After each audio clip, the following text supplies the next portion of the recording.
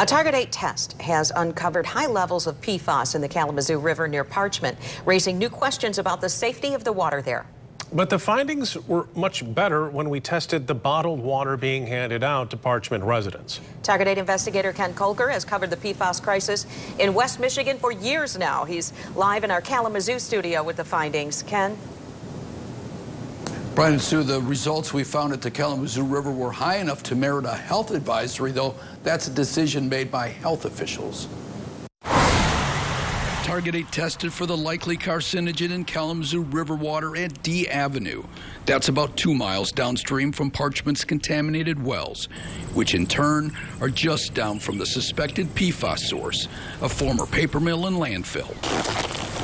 We use kits and instructions from Trident Labs in Holland, one of 2 in the state that tests for PFAS.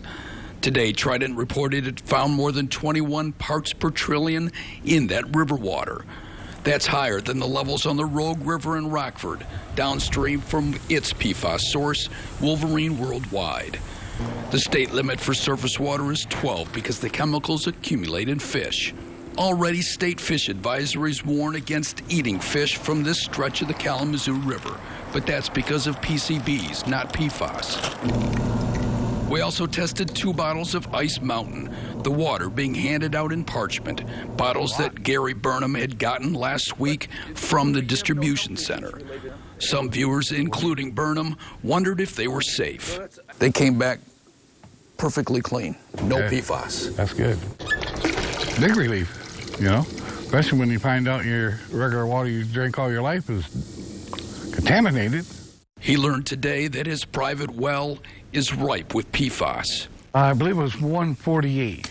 Parts per trillion, a lot less than Parchment's municipal wells, but still more than double the EPA level for safe drinking, which means he'll stick with bottled water for now. Corn on the cob took 15 bottles. Now, the Kalamazoo County Health Department refused to discuss our findings.